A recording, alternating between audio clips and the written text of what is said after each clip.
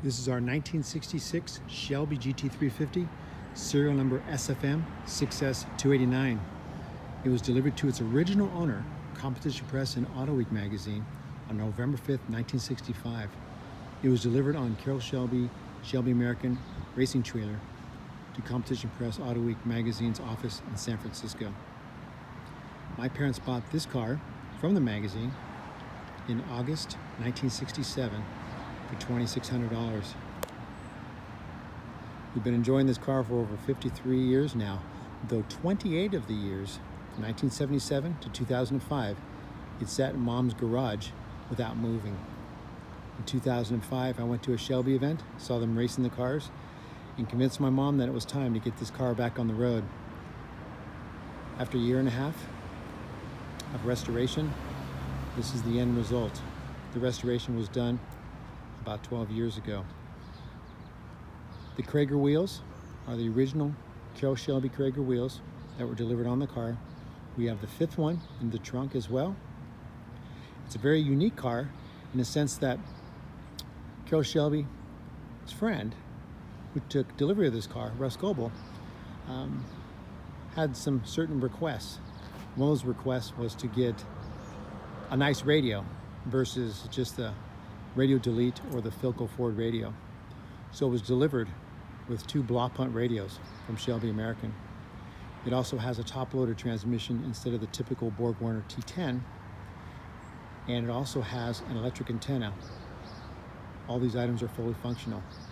It's a one-off vehicle with these unique items. And I have signed documentation from Carroll Shelby about these items on this car.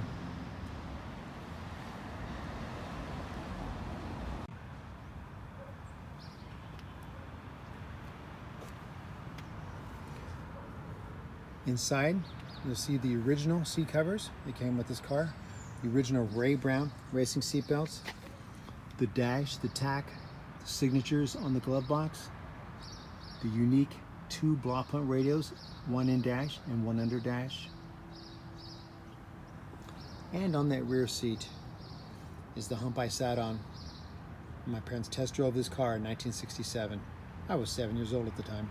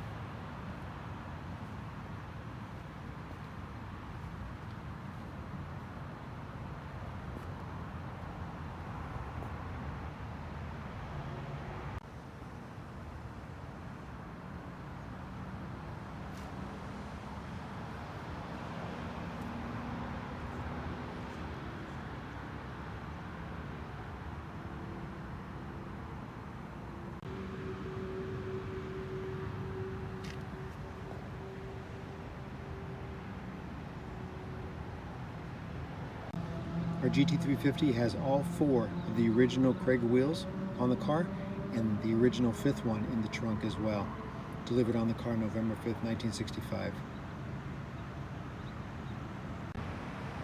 This is the original bullet mirror.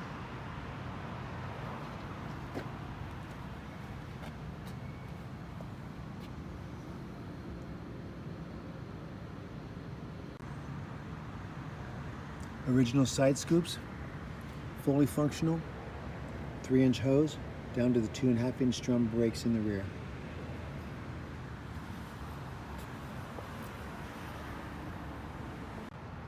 This is another unique item to this one car, an electric antenna installed by Shelby American prior to delivery to Russ Goebel of Competition Press in November 1965.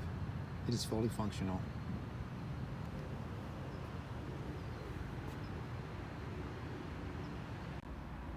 These are the two original block punt radios installed by Shelby American prior to delivery in October 1965 to Shelby's friend Russ Goebel at Competition Press magazine. The first button on the radio is an M. and that engages the Marine Band radio below. The switch there, hanging down from the dash, controls the electric antenna. Again, another unique item on this one car. The 4 signatures on the glove box from 4 very important people for this car: Shelby, Bob Bondurant, Chuck Cantwell, and Peter Brock. All personally signed. This is the original tack. It has never been removed since it was installed in October 1965, 55 years ago. It is fully functional. These are the original Ray Brown racing seatbelts that were delivered on the car November 5th, 1965.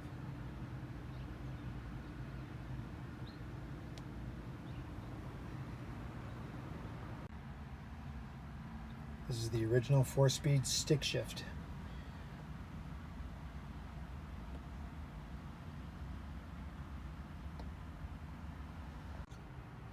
This is a close-up of the rear seat.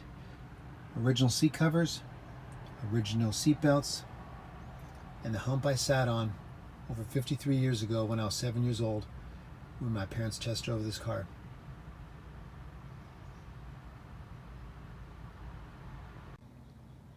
This is the original GT350 ID plate. It's being held in by the original rivets installed in October 1965.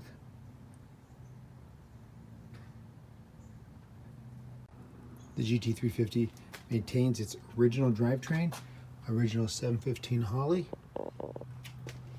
We have the original valve covers and Cobra oil pan. The radiator has its original top and bottom tank, dated March 65. And our GT350 has the original Coney shocks, stamped July 65. They were rebuilt by Coney for me.